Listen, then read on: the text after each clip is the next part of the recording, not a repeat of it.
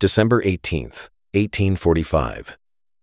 Behind a modest White House in Montgomery, Alabama, screams pierced the morning air with such intensity that neighbors would later describe them as inhuman. Inside, what doctor? James Marion Sims proudly called his surgical infirmary for Negroes. A 17-year-old enslaved woman named Anarcha lay naked on her hands and knees, her body trembling as metal instruments violated her flesh. No anesthesia dulled her agony. No mercy tempered the physician's blade. For the next 4 years, she would endure this torture 30 times, becoming the unwilling foundation upon which modern gynecology was built. But Anarcha was not alone. Across the American South, a vast network of medical institutions had transformed enslaved human beings into laboratory animals, conducting experiments so brutal that European physicians would refuse to attempt them on white patients. What emerged from these chambers of suffering was not just individual cruelty, but a systematic program of medical exploitation that would help establish the foundations of modern medicine itself. This is the story of how America's most celebrated medical advances were purchased with black blood, carved from black flesh, and built upon black bones. A story that medical schools tried to bury, that textbooks refused to tell, and that the victims themselves could never escape. The screams have been silenced, but the evidence remains. The architecture of medical horror. The building behind Sims's house looked unremarkable from the outside. White clapboard siding, simple windows, a door that opened onto what most passers-by assumed was just another outbuilding. But inside, something unprecedented in American medicine was taking place. The first hospital in the United States specifically designated for black patients had become the first systematic laboratory for human experimentation on American soil. Sims had designed the space with clinical precision. Operating tables positioned to maximize light from the windows. Shelves lined with instruments he had crafted himself, including the speculum he fashioned from a bent pewter spoon. Restraints built into the furniture itself. And in the corner, a ledger where he recorded each procedure with the detached language of a scientist documenting experiments on laboratory specimens. The women confined here had names. Anarcha, the teenager whose body would be cut open 36 times. Lucy, 18 years old, whose agony Sims would later describe as extreme.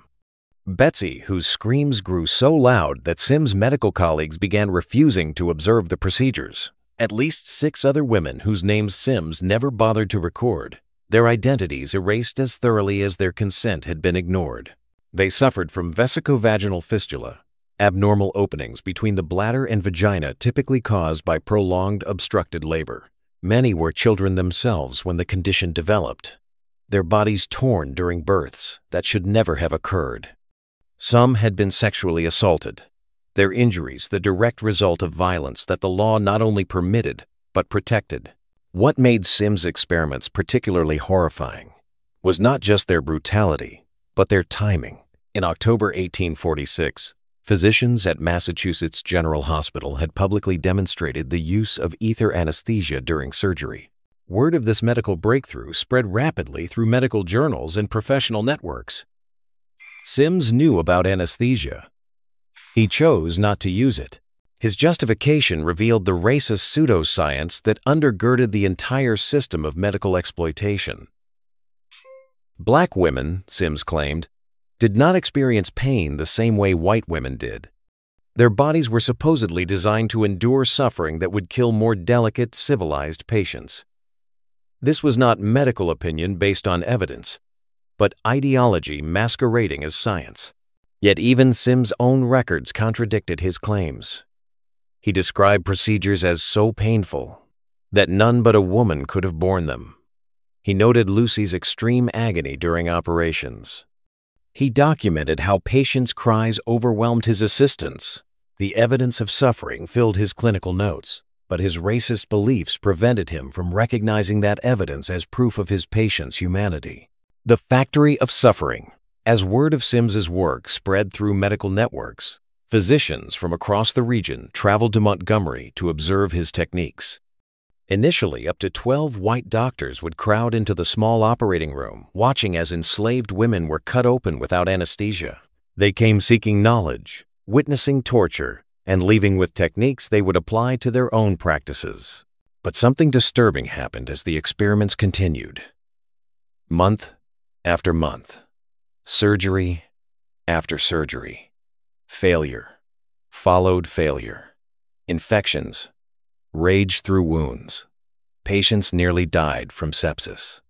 The procedures that Sims claimed would cure his patients instead left them in worse condition than before. His medical colleagues, initially excited by the promise of surgical innovation, began to express doubts.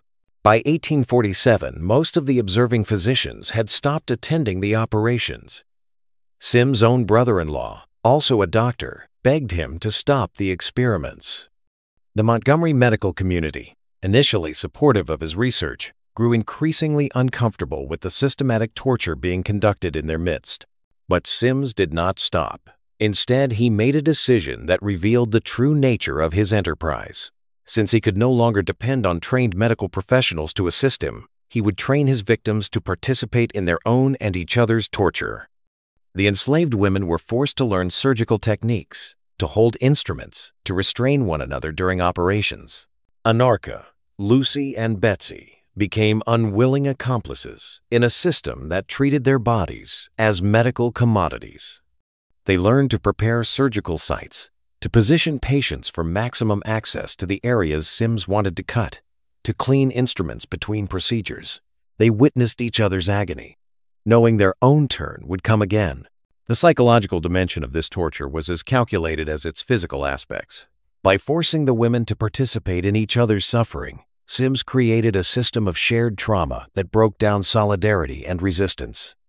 The victims became isolated in their pain, complicit in perpetuating the very system that destroyed them. What sustained this horror was not just Sims's individual sadism, but a legal and economic framework that transformed human beings into property. The women in his experimental ward belonged to local slaveholders who had contracted with Sims for their medical care.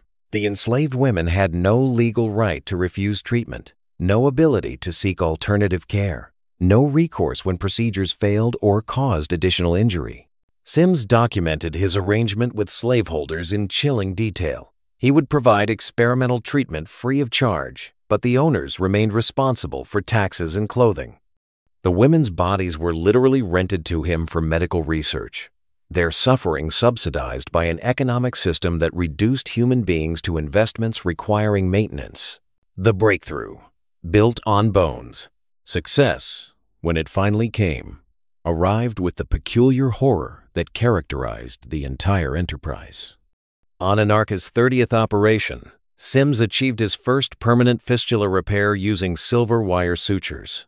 The procedure that had failed 29 times before finally worked, not because of any new insight or improved technique, but simply because the young woman's tortured body had somehow survived long enough for random chance to produce the desired result. The medical breakthrough that would make Sims famous was literally purchased with Anarcha's blood. 30 surgeries without anesthesia, 4 years of systematic torture. A teenage girl's body used as a testing ground for surgical techniques that would eventually benefit white women patients, who notably would receive pain relief during identical procedures. Following his success with Anarcha, Sims achieved similar results with Lucy and Betsy.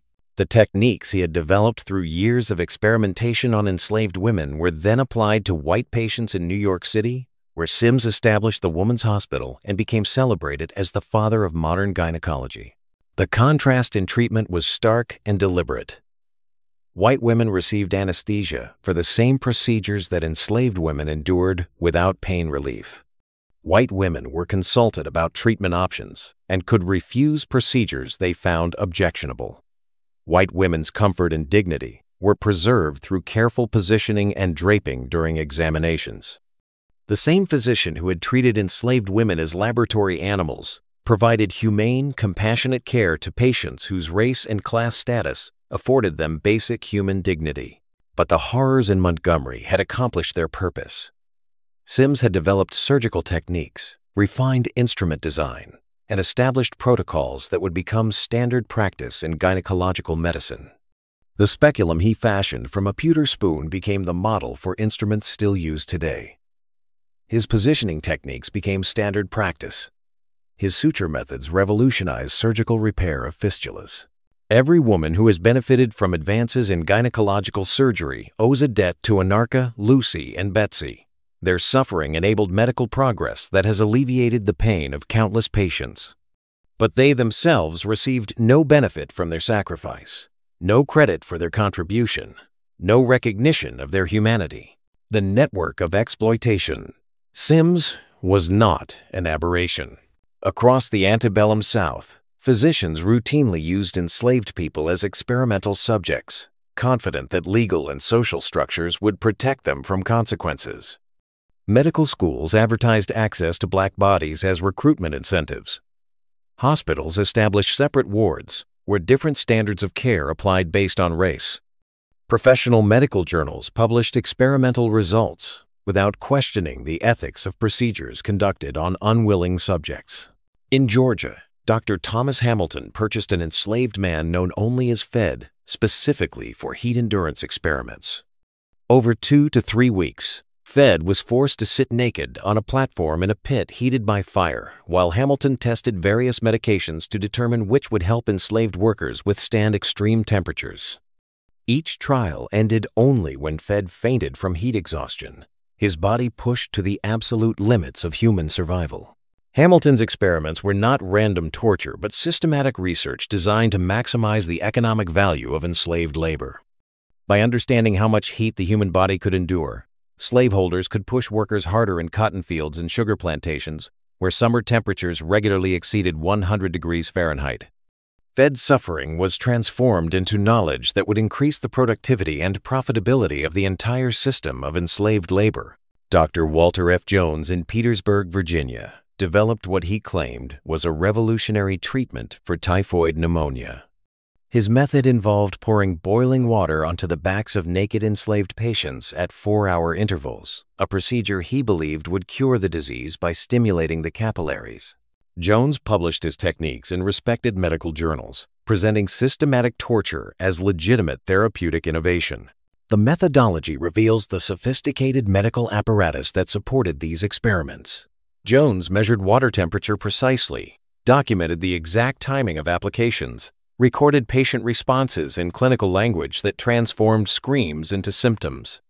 His published papers read like standard medical research, complete with case studies and treatment protocols, but described procedures that any reasonable person would recognize as torture.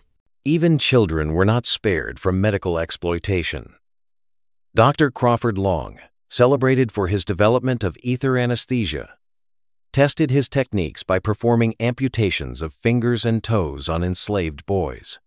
His medical writings describe experiments on a Negro boy, the property of Mrs. S. Hemphill in July 1842, conducting amputations both with and without ether to demonstrate the differences.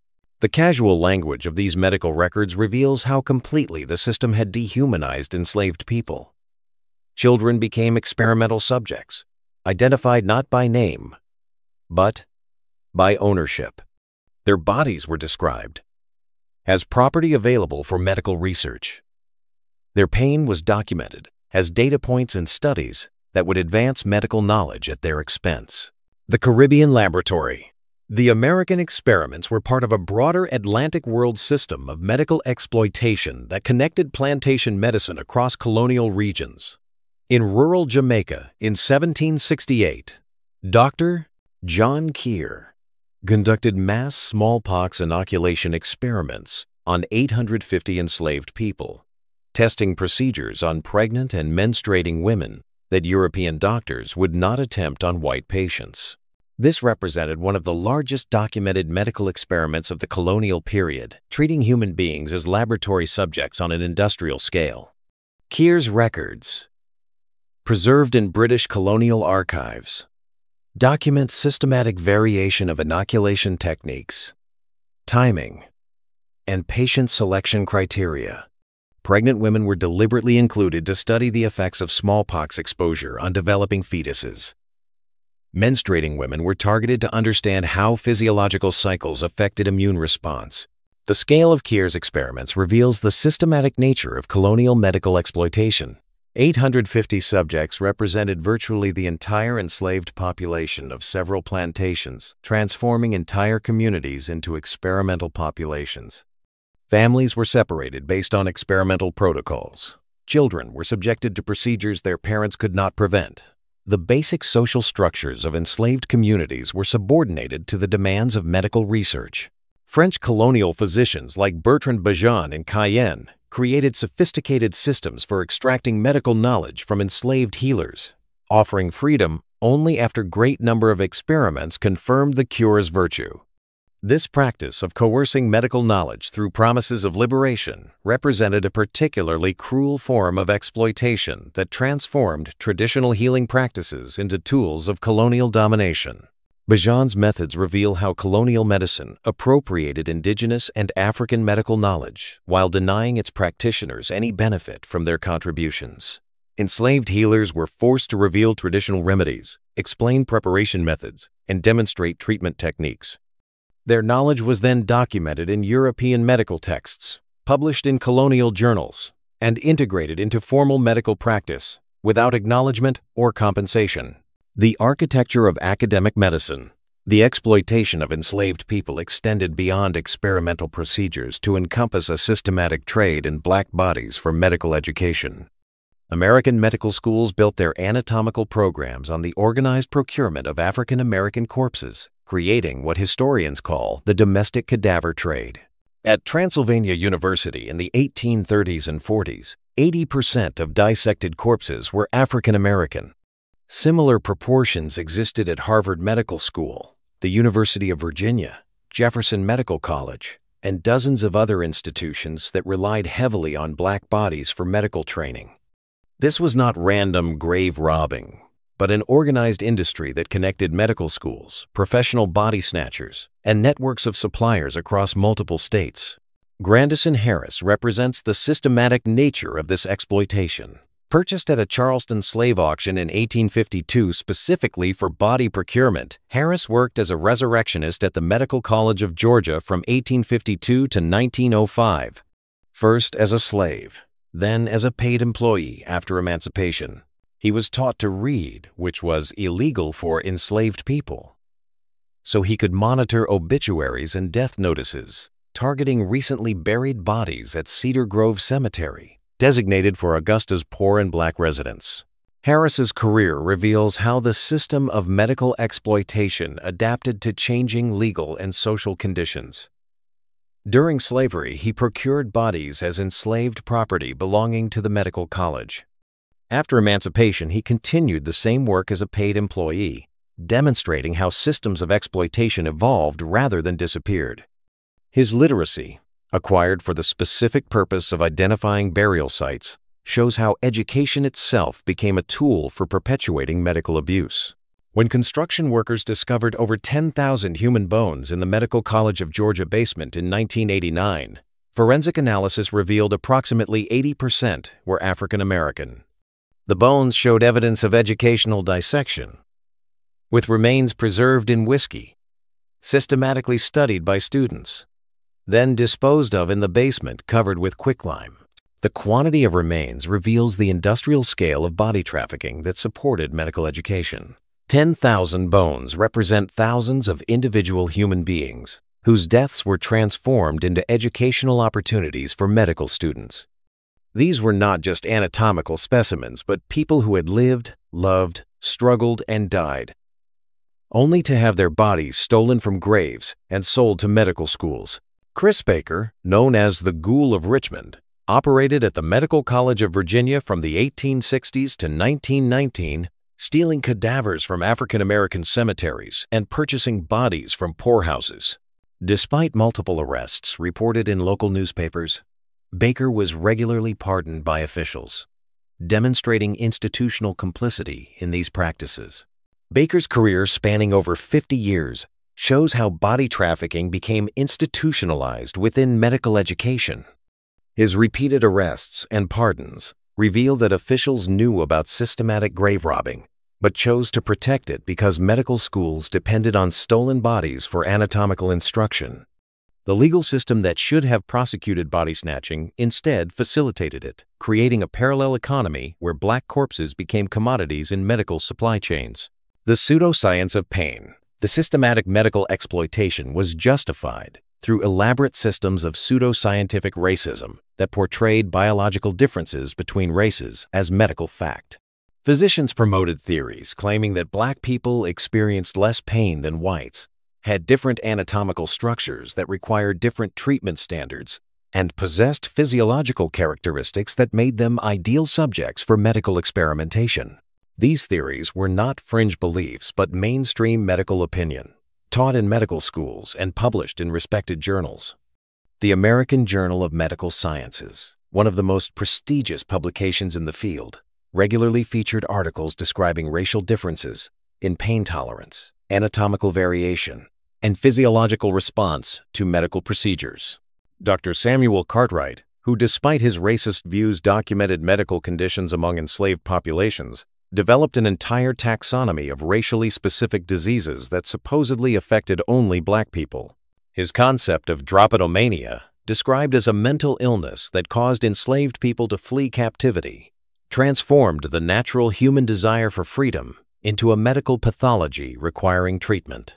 Cartwright's medical theories provided scientific legitimacy for slavery itself, arguing that black people were biologically designed for bondage and would become mentally ill if granted freedom. His work was widely cited by other physicians and used to justify medical procedures that would be considered torture if performed on white patients. Religious justifications complemented medical theories in creating comprehensive rationales for exploitation.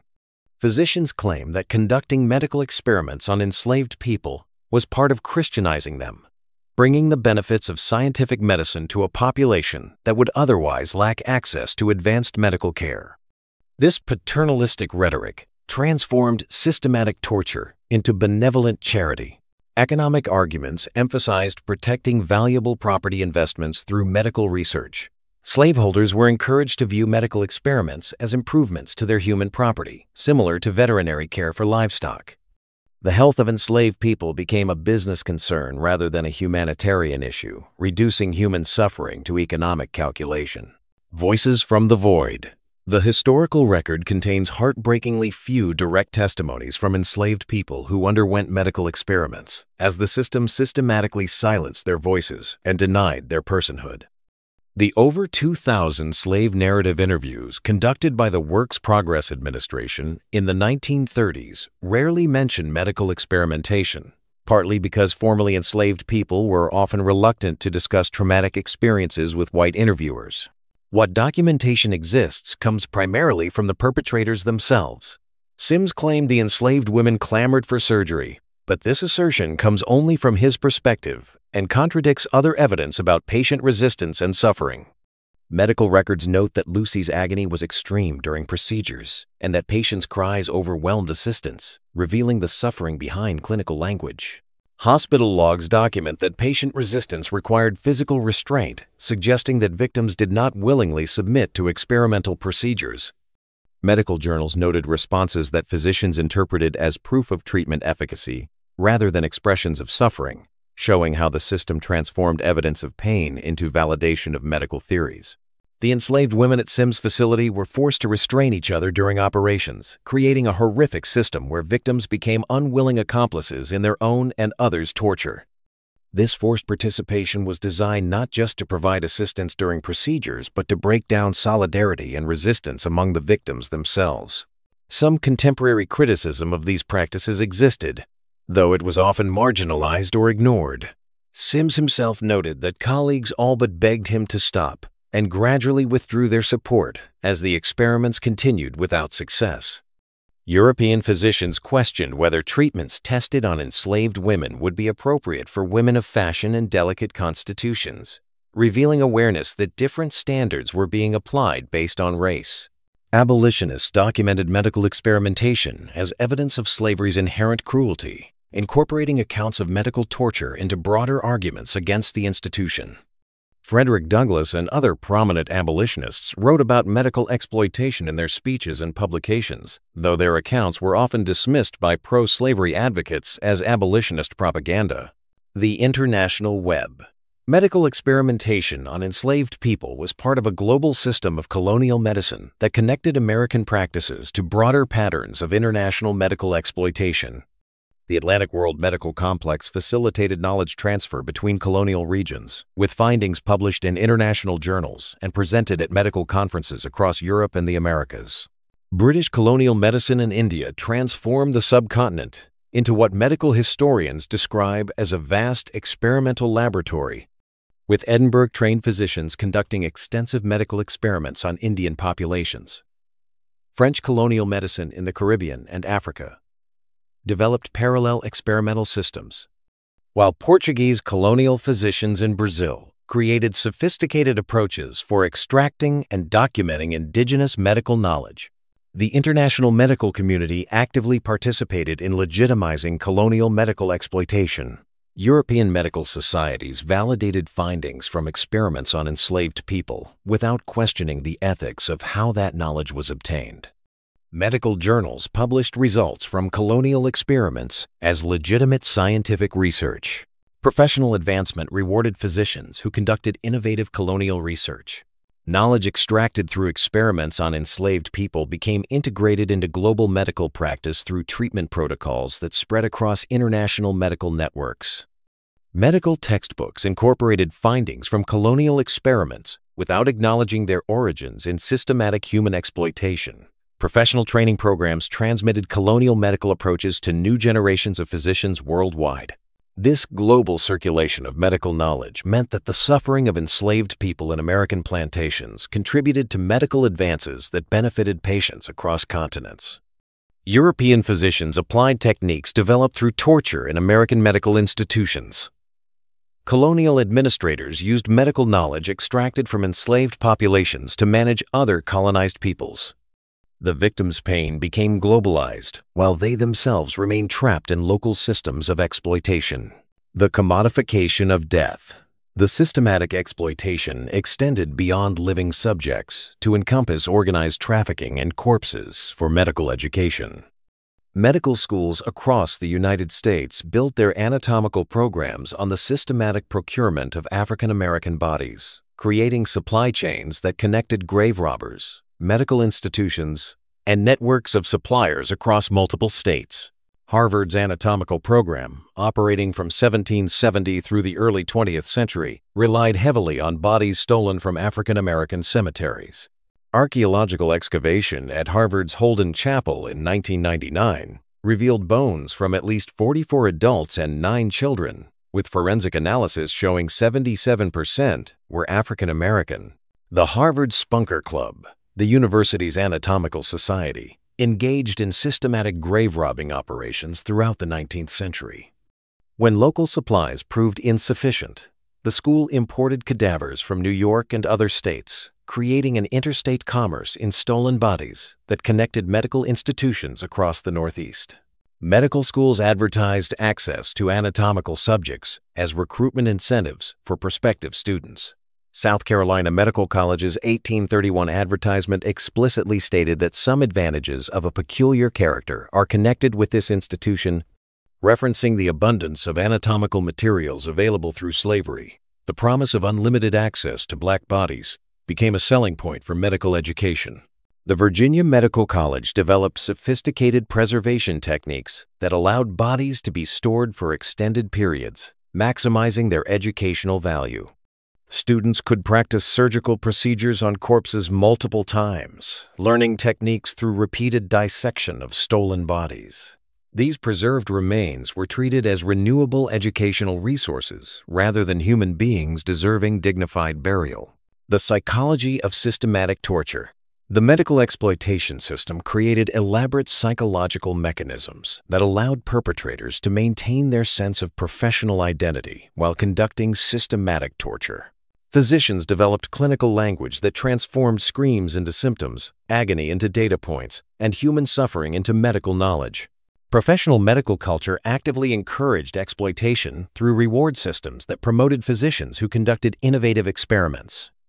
Medical journals published results from experiments on enslaved people as legitimate scientific research. Medical societies honored physicians who developed new techniques through human experimentation. Academic appointments and professional advancement often depended on research conducted through systematic torture. The dehumanization was so complete that medical records routinely referred to enslaved people as material, subjects, or cases rather than patients. Children were identified by ownership rather than name. Women's reproductive systems were described as fascinating anatomical specimens rather than parts of human beings. This linguistic transformation enabled physicians to maintain psychological distance from the suffering they inflicted.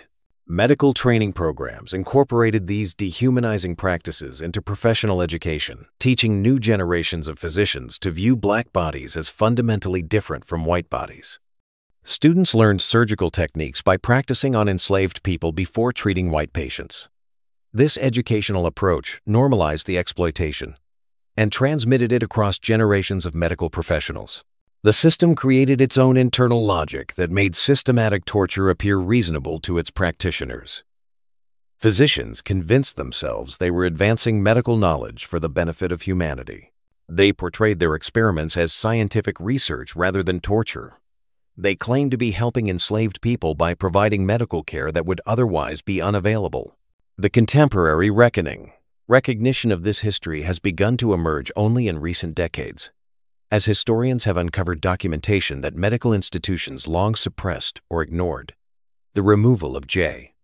Marion Sims statues from public spaces in 2018 followed decades of protest by activists and historians who demanded acknowledgement of his victims' suffering.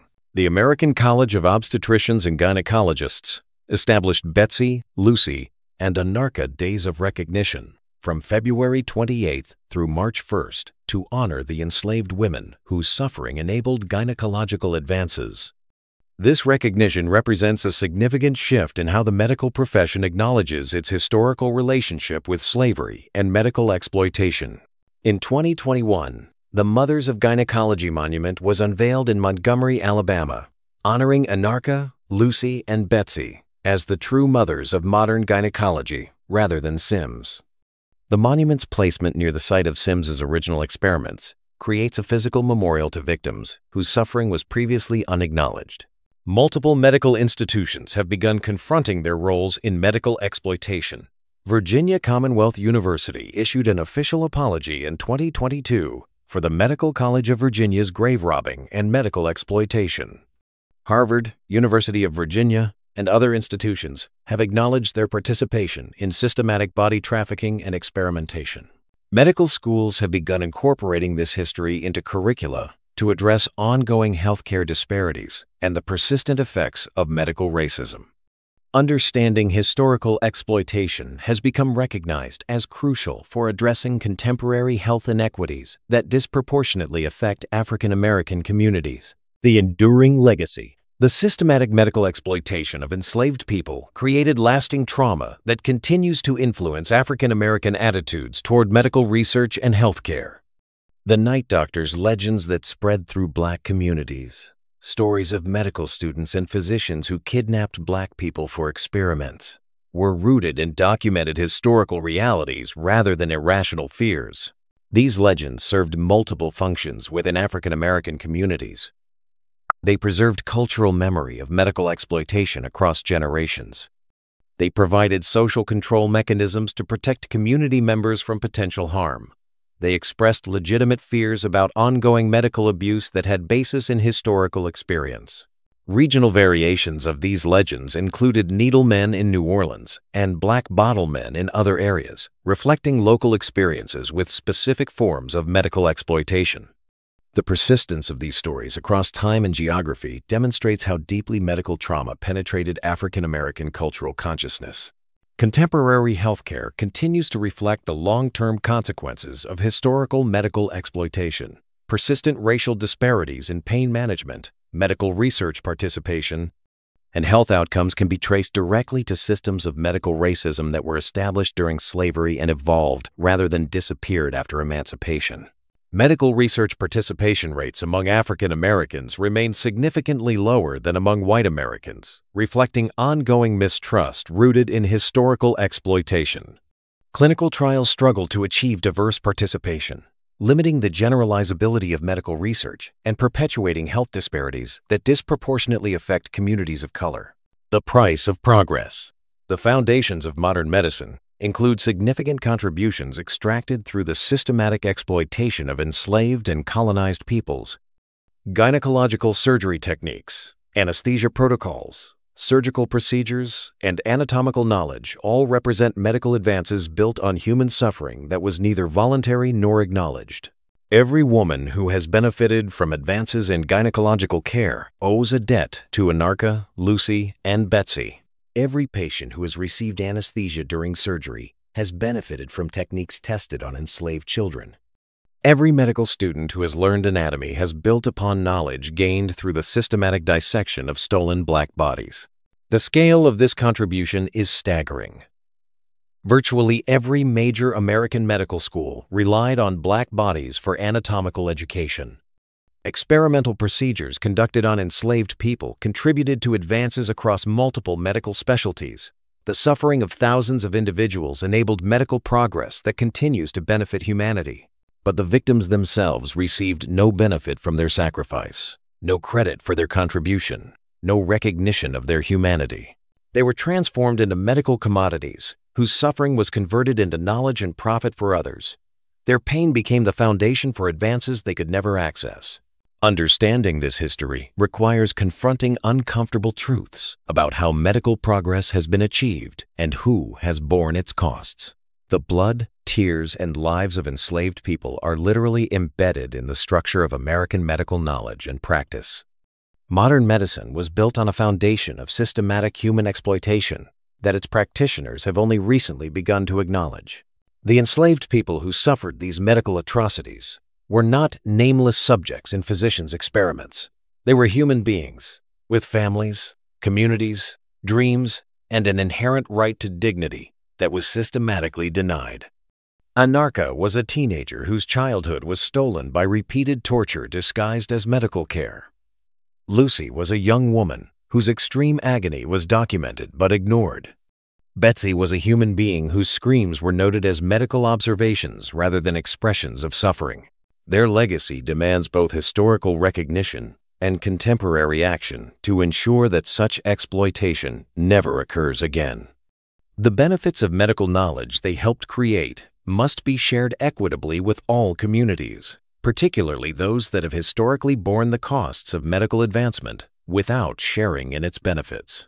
Only by acknowledging this history can the medical community begin to address its ongoing obligations to the communities it has historically exploited and work toward genuine equity in healthcare access, research participation, and medical education. The screams from that small building in Montgomery have been silenced, but their echoes continue to reverberate through American medicine, demanding justice that has been denied for over a century and a half. The victims deserve more than monuments. They deserve a medical system that recognizes their humanity, honors their sacrifice, and ensures that the advances built on their suffering finally serve the communities from which they came.